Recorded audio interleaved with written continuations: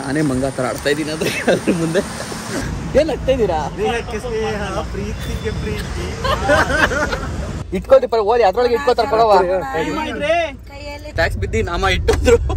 ನಾಳೆ ಬೇರೆ ಕಡೆ ಎಲ್ಗೋ ಒಂದ್ ಕಡೆ ಫ್ಲೈ ಮಾಡ್ತಾ ಇದ್ದೀನಿ ಟ್ರಿಪ್ಗೋಸ್ಕರ. ಟ್ರಿಪ್ ಇಂಟೆನ್ಷನ್ ಇಟ್ಕೊಂಡು ಗೆಸ್ ಮಾಡ್ತಾರೆ. ಕಮೆಂಟ್ ಹಾಕಿ, ಪ್ರತಿಯೊಬ್ರು ಕಮೆಂಟ್ ಹಾಕ್ಬೇಕು ಎಲ್ಲಿ ಹೋಗ್ತಿದ್ದೀನಿ ಏನು ಅಂತ ಹೇಳ್ಬಿಟ್ಟು.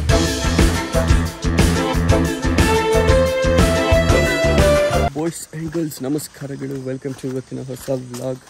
ಸೊ ಇವತ್ತು ವ್ಲಾಗ್ನ ಬೆಳಗ್ಗೆನೆ ಆಲ್ಮೋಸ್ಟ್ ಒಂದು 5 ಗಂಟೆಗೆ ಶುರು ಮಾಡ್ತಾಯಿದ್ದೀವಿ. ಕಾಣ್ತಾ ಇಲ್ಲ ದಾರಿ, ಫುಲ್ ಕತ್ಲು.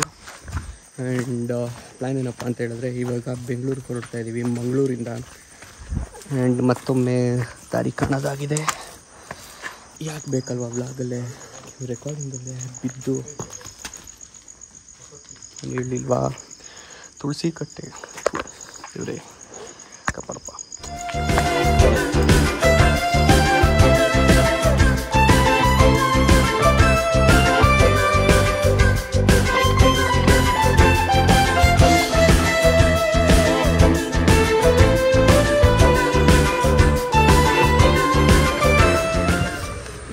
ನನ್ನ ಶೋಲ್ಡರು ಹೊಗೆ ಹಾಕಿಸ್ಕೊಂಡೈತಿ, 2 ಶೋಲ್ಡರು. ಅಯ್ಯಯ್ಯಪ್ಪ, ಎದೊಳಗೆ ಪವರು ಹಾಕೋಕ್ಕಾಗ್ತಾಯಿಲ್ಲ. ಅದು ಮೋಸ್ಟ್ಲಿ ರಾಂಗ್ ಪೊಸಿಷನಲ್ಲಿ ಹಂಗೆ ಮಲ್ಕೊಂಡು ಬರಬೇಕಾದ್ರೆ ಅವತ್ತು ಆ ಸೈಡಿಂದ ಕಿತ್ತೋಗಿರೋ ರೋಡ್ಗೆ ಎಲ್ಲೆಲ್ಲೋ ಎಳದ್ಬಿಟ್ಟೈತೆ. ಒಂದು ಸದ್ಯಕ್ಕೆ ಇವಾಗ ಒಂದು ಸ್ಟಾಪ್ ಹಾಕಿದ್ದೀವಿ. ಎಲ್ಲಿಗೆ? ಇಲ್ಲಿಗ 2 ಅವರ್ ಗೊರಕೆ ಬರ್ರ ಅಂತ ಹೊಡೆದಿದ್ದೀರಾ? ಒಳ್ಳೆ ವೆದರ್ ಇತ್ತು. ಇವಾಗಲೇ ಒಂದು ಸ್ವಲ್ಪ ಮಳೆ ಕಡಿಮೆ ಆಗಿದೆ. ಈಗಲೂ ಬೀಳ್ತಾ ಇದೆ ಮಳೆ, ಕಡಿಮೆ ಆಗಿದೆ, ನಿಂತಿಲ್ಲ. ನಾವು ನಿಂತಿದ್ದ ಜಾಗದಲ್ಲಿ ಮರ ಇತ್ತು, ಅದಕ್ಕೆ ಮಳೆ ಇಲ್ಲ ಅಲ್ಲಿ. ನಾನು ಎದುರುಗಡೆ ಕಣ್ಣಿಗೆ ಬೇರೆ ಅಷ್ಟೊಂದು ಕಾಣಿಸ್ತಾ ಇದೆ ಮಳೆ, ಅದು ಬೀಳ್ತಾ ಇರೋದು. ಇದ್ಯಾಕೆ ನಮ್ಗೆ ಬೀಳ್ತಾ ಇಲ್ಲ ಅಂತ ಅಂದ್ಕೊಂಡೆ. ನೋಡಿ ಇಲ್ಲೂ ಅಷ್ಟೇ ಬೀಳ್ತಾ ಇಲ್ಲ, ಮರ ಇದೆ. ಮರ ಬಿಟ್ಟು ಮುಂದೆ ಬೇರೆ ಬೀಳುತ್ತೆ, ಸರಿಯಾಗಿ ಬೀಳುತ್ತೆ. ಏನಿದೆ ನೋಡಿ ನೇಚರು, ಬಾ ಸಖತ್ತು ಗುರು. ಆ್ಯಂಡ್ ಇಲ್ಲಿ ನೀರು ಫ್ರೆಶ್ಶಾಗಿ ಹರಿತಾ ಇದೆ. ಅದಕ್ಕೆ ಕೆಲವ್ರು ಹೇಳ್ತಾರೆ ಕಾಲುವೆಲಿ ಇಲ್ಲ ಮೇಲಿಂದ ಹರಿತಿರೋ ನೀರಿಗೆ ನೀರನ್ನೆಲ್ಲ ಕುಡಿಯೋಕ್ಕೆ ಹೋಗ್ಬಾರ್ದು, ಯು ನೆವರ್ ನೋ ಅಂತ.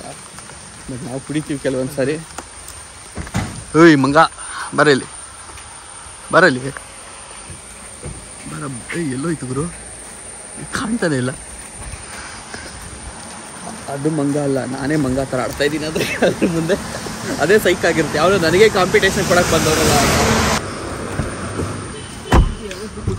ಇವಾಗ ನಾವು ಕುಡ್ತಾ ಇದ್ದೀವಿ, ಟೀಗಿ ಎಲ್ಲ ಕುಡಿದು ಮುಗಿಸ್ಕೊಂಡು.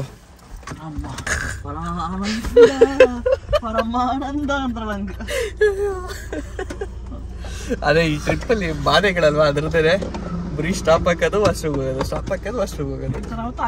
ಇಷ್ಟೊಂದು ಈ ಲೆವೆಲ್ಗೆ ಒಂದ್ ಕಡೆ ಇಲ್ಲ. ಸಡನ್ನಾಗಿ ಏನಾಗುತ್ತೆ ಬ್ರೋ, ಸಡನ್ನಾಗಿ ಶೂಟಿಂಗ್ ಜಾಸ್ತಿ ಆಗುತ್ತೆ ನಮ್ದು. ಅವಾಗ ಮುಂಚೆ ಅಡ್ಜಸ್ಟ್ ಆಗಿತ್ತು 1 ವರ್ಷ 2 ವರ್ಷ ಕಣೋ ಆಗಸ್ಟ್ಗೆ. ಅಲ್ಲ ದೇವ್ರ ನಾನು ಬ್ಲಾಗ್ ಮಾಡ್ಕೊಂಡೇ ಬಂದೆ. ಅಲ್ಲಿ ಹತ್ಬೇಕಾದ್ರೆ ಮೇಲೆ ಮೀಟ್ ನಿಮ್ಮನ್ನ ಪಿಕಪ್ ಆದ್ವಲ್ಲ, ನಾನು ಹೇಳ್ಕೊಂಡ್ ಬಂದೆ ನಂದು ಯಾಕೋ ಆಗೋ ತರ ಇದೆ ಸೀನು, ಪಾಪ ಅವ್ರಿಗೆಲ್ಲ ಹಿಂಸೆ ಕೊಡ್ಬೇಕು ಅಂತ. ನೋಡಿದ್ರೆ ನಂದು ಸೀನ್ ಕರೆಕ್ಟ್ ಆಗೈತೆ 3 ಜನದ್ದು.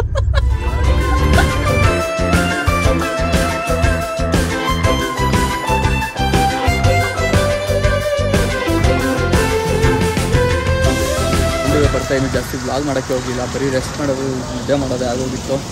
ಆ್ಯಂಡ್ ಈಗ ಇಲ್ಲಿ ಒಂದು ಸ್ಟಾಪ್ ಹಾಕಿದ್ವಿ ಬೆಳ್ಳೂರು ಕ್ರಾಸ್ ಹತ್ರ. ಒಂದು ಶೂಟ್ ಇದ್ವಿ ಅಂತ ನಮ್ಮ ಅಂಬಾಕ್ಸ್ ಕರ್ನಾಟಕ ಅವ್ರಿಗೆ.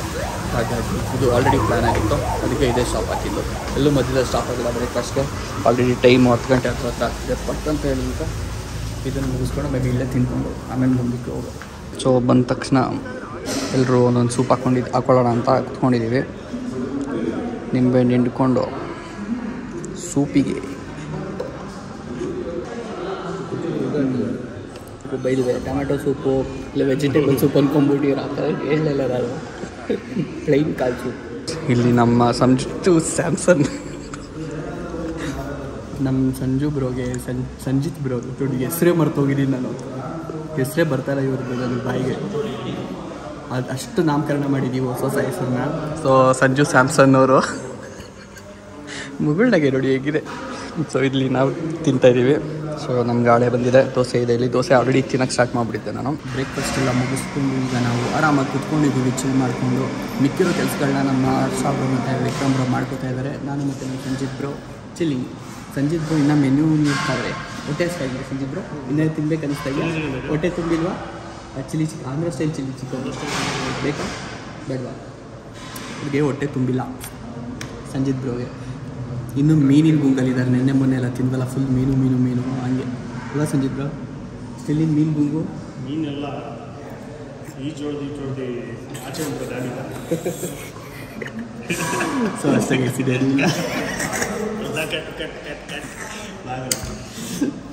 ಬಟ್ ಏನಿದೆ ಅಷ್ಟೇ, ಮುಗೀತು. ಇನ್ನು ಮನೆ ಕಡೆಗೆ ನಮ್ಮ ಪಯಣ ಇನ್ನು ಕೆಲವೇ ಕ್ಷಣಗಳಲ್ಲಿ.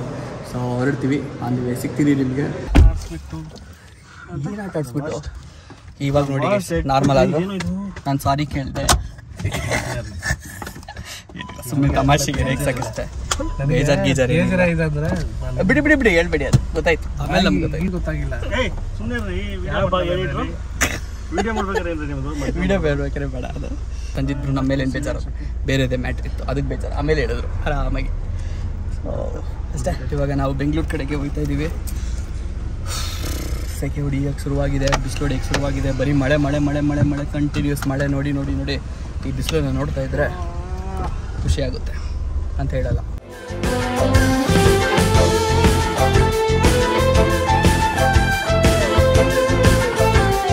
ಓಕೆ, ಸೊ ಗೈಸ್ ಇಲ್ಲೇ ಬಂದುಬಿಟ್ಟು ಸ್ಟಾಪ್ ಹಾಕಿದ್ದೀವಿ. ಎಲ್ಲಪ್ಪ ಅಂತ ಹೇಳಿದ್ರೆ ನಮ್ಮ ಹಾಸನ ಹೈವೇನಲ್ಲಿ ಲಾಸ್ಟ್ ಟೋಲು. ಯೂಶಲಾಗಿ ಆ ಜಾಗದ ಸ್ಟಾಪ್ ಆಗ್ತೀನಿ ನಾನು ಎಲ್ಲಾದರೂ. ಸೊ ಇವತ್ತು ಈ ಸೈಡ್ ಸ್ಟಾಪ್ ಹಾಕಿದ್ದೀವಿ. ಎಲ್ಲ ಮುಗಿಸಿ ಮನೆಗೆ ಹೋಗೋ ಟೈಮಲ್ಲಿ ಎಲ್ಲರೂ ಏನು ಆಗ್ತಾ ಇದ್ದೀರಾ?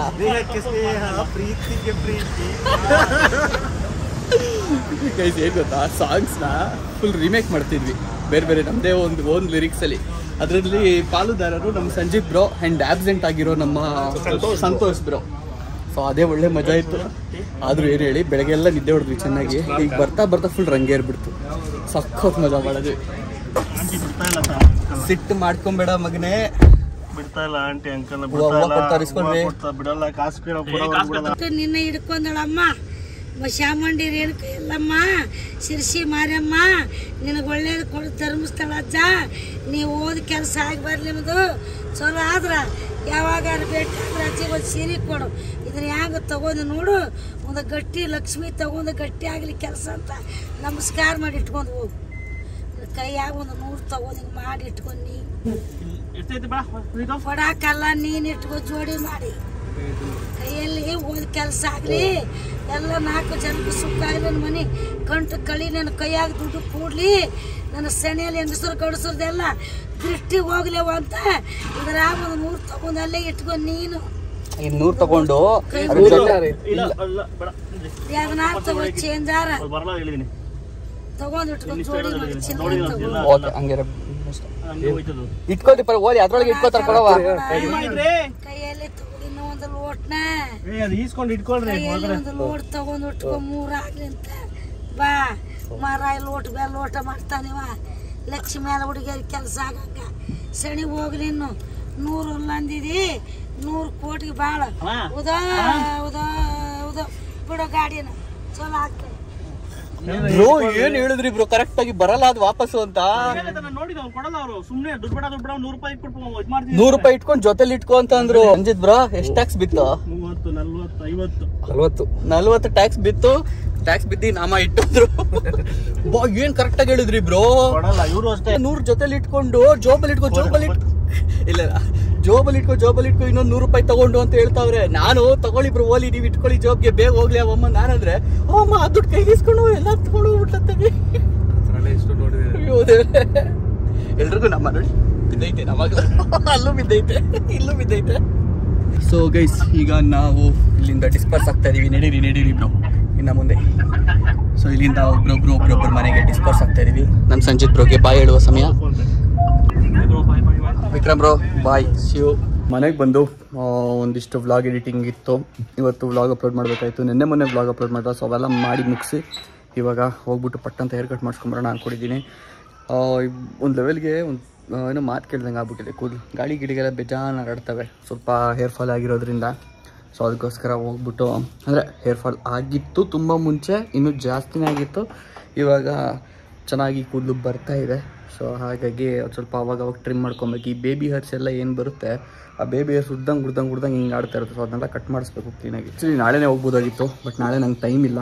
ಬಿಕಾಸ್ ನಾಳೆ ಆಲ್ಮೋಸ್ಟು ಫ್ಲೈಟ್ ಎಷ್ಟು ಗಂಟೆಗಿದೆ ಅಂತ ನಾನು ನೋಡೇ ಇಲ್ಲ. ಹೌದು, ನಾಳೆ ಬೇರೆ ಕಡೆ ಎಲ್ಲಿಗೋ ಒಂದು ಕಡೆ ಫ್ಲೈ ಮಾಡ್ತಾಯಿದ್ದೀನಿ ಟ್ರಿಪ್ಗೋಸ್ಕರ. ಟ್ರಿಪ್ ಇಂಟೆನ್ಷನ್ ಇಟ್ಕೊಂಡು ಎಲ್ಲಿ ಏನು ಸಖತ್ ಲಾಕ್ಸ್ ಬರುತ್ತೆ. ಓಕೆ, ಆದಷ್ಟು ಪ್ರಯತ್ನ ಪಡ್ತೀನಿ ಸಖತ್ ಲಾಕ್ಸ್ ಕೊಡೋದಕ್ಕೆ. ಎಕ್ಸ್ಪೆಕ್ಟೇಷನ್ಸ್ ನನಗೆ ತುಂಬ ಜಾಸ್ತಿ ಇದೆ ಈ ಒಂದು ಟ್ರಿಪ್ ಮೇಲೆ. ನೋಡೋಣ ಏನೇನಾಗುತ್ತೆ ಅಂತ. ಅಡ್ವೆಂಚರ್ ಇರುತ್ತೆ, ಎಲ್ಲ ಥರದ್ದು ಇರುತ್ತೆ. ನೀವು ಗೆಸ್ ಮಾಡ್ತಾರೆ ಎಲ್ಲಿ ಹೋಗ್ತಿರ್ಬೋದು ನಾನು ಅಂತ ಅಂದ್ಬಿಟ್ಟು. ಫ್ಲೈಟಲ್ಲಿ ಹೋಗ್ತಿದ್ದೀನಿ, ಬರ್ಬೇಕಾದ್ರೆ ಟ್ರೈನಲ್ಲಿ ಬರ್ತೀನಿ. ಔಟ್ ಆಫ್ ಇಂಡಿಯಾ ಅಲ್ಲ, ಫ್ರ್ಯಾಂಕಾಗಿ ಹೇಳ್ತೀನಿ ಗೆಸ್, ಮುಚ್ಚುಮರ ಇದ್ದಂಗೆ ಇಂಡಿಯಾ ಬಿಟ್ಟು ಹೊರಗಡೆ ಇಂಟರ್ನ್ಯಾಷನಲ್ ಮಾಡಬೇಕು ಈ ತಿಂಗಳು ಅಂತ ಪ್ಲ್ಯಾನ್ ಇತ್ತು. ಲಾಸ್ಟ್ ಮೂಮೆಂಟಲ್ಲಿ ಅದು ಕ್ಯಾನ್ಸಲ್ ಆಯಿತು. ಸೊ ಆ ರೀಸನ್ಸು ಟ್ರಿಪ್ ಮಾಡ್ತೀನಲ್ಲ ನಾನು ಇಂಟರ್ನ್ಯಾಷನಲ್, ಅವಾಗ ಹೇಳ್ತೀನಿ ನಿಮಗೆ ಯಾವ ರೀಸನಿಗೆ ಕ್ಯಾನ್ಸಲ್ ಆಯ್ತದು ಅಂತ ಅಂದ್ಬಿಟ್ಟು. ಬಟ್ ಅದು ಕ್ಯಾನ್ಸಲ್ ಆಯಿತು ಅಂತ ಹೇಳ್ಬಿಟ್ಟು ಇದನ್ನು ಮಾಡಿದರೆ ಇರಬಾರ್ದು, ಏನಾದರೂ ಒಂದು ಮಾಡಬೇಕು ಅಂತ ಅಂದ್ಕೊಂಡು ಇದು ಮಾಡಿದ್ದು. ಇದು ಹೆಂಗೆ ಆಯಿತು ಎಲ್ಲ ನೆಕ್ಸ್ಟ್ ವ್ಲಾಗಲ್ಲಿ ಗೊತ್ತಾಗುತ್ತೆ. ಓಕೆನಾ, ಸದ್ಯಕ್ಕಂತೂ ಅದೇ ಹೇಳಿದ್ನಲ್ಲ, ನಾಳೆ ಐ ಥಿಂಕ್ 1 ಗಂಟೆಗೋ 2 ಗಂಟೆಗೋ ಇರೋದು ಫ್ಲೈಟು. ಸೊ ಬೇಗನೆ ಹೋಗಬೇಕು ನಾನು ಏರ್ಪೋರ್ಟ್ಗೆ. ನಮ್ಮನೆ ಊರಾಚೆ ಇರೋದು, ಏರ್ಪೋರ್ಟ್ ಆಚೆ ಇರೋದು. ಸೊ ಹಾಗಾಗಿ ಇನ್ನೂ ಬೇಗನೆ ಬಿಡಬೇಕಾಗುತ್ತೆ. ನನ್ನ ಮನೆ 12 ಗಂಟೆಗೆ 12:30ಗೆಲ್ಲ ಏರ್ಪೋರ್ಟಲ್ಲಿ ಇರಬೇಕು. ಸೊ ಟೈಮ್ ಸಿಗೋಲ್ಲ. ಅದಕ್ಕೆ ಇವಾಗಲೇ ಹೇರ್ ಕಟ್ ಎಲ್ಲ ಮಾಡಿ ಪ್ಯಾಕಿಂಗ್ ಎಲ್ಲ ಮಾಡಿ ಬರಬೇಕು. ನೋಡಿ ಗೈಸ್, ಹೊಟ್ಟೆ ಹೆಂಗೆ ಬಂದುಬಿಟ್ಟಿದೆ. ಬರೀ 2 ದಿನ ಫುಡ್ ಬ್ಲಾಕ್ಸ್ ಮಾಡ್ಕೊಂಡು ಅಲ್ಲಿ ಸುತ್ಕೊಂಡು ರೌಂಡ್ಸ್ ಹಾಕೊಂಡು ಬಂದಿದ್ದೆ. ಎದ್ದು ಕಾಣ್ತಾ ಇದೆ. ಆ್ಯಂಡ್ ಸದ್ಯಕ್ಕೆ ನೋಡೋದಕ್ಕೆ ಈ ಥರ ಇದ್ದೀನಿ. ಎಲ್ಲ ಮುಗಿದ್ಮೇಲೆ ಸಿಗ್ತೀನಿ, ಯಾವ ಥರ ಕಾಣ್ತೀನಿ ಅಂತ ತೋರಿಸ್ತೀನಿ.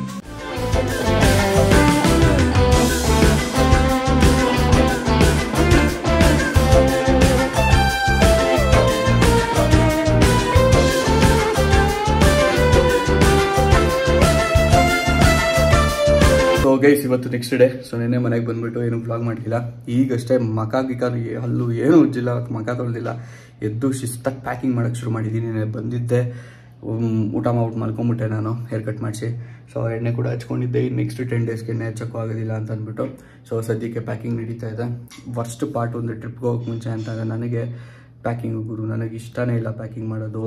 ಏನು ತೊಗೊಂಡಿದ್ದೀನಿ ಏನು ಬಿಟ್ಟಿದ್ದೀನಿ ಅಂತ ಹೆವಿ ತಲೆನೋವು. ಸೊ ಅದಕ್ಕೋಸ್ಕರ ಸ್ವಲ್ಪ ಹಿಂಸೆ ಆಗುತ್ತೆ. ಆ್ಯಂಡ್ ಎರಡನೇದು, ನನ್ನ ಹತ್ರ ಬ್ಯಾಗ್ ಇಲ್ಲ ತೊಗೊಂಡೋಗೋದಕ್ಕೆ. ಸೊ ಈ ಕಾಮನಾಗಿ ಚೆಕ್-ಇನ್ ಬ್ಯಾಗೆಲ್ಲ ಹಾಕೋದಕ್ಕೆ ದೊಡ್ಡದು ಸೂಟ್ಕೇಸ್ ಟೈಪ್ ಬರ್ತಾವಲ್ಲ, ಸೊ ಅವು ಯಾವೂ ಇಲ್ಲ ನನ್ನ ಹತ್ರ.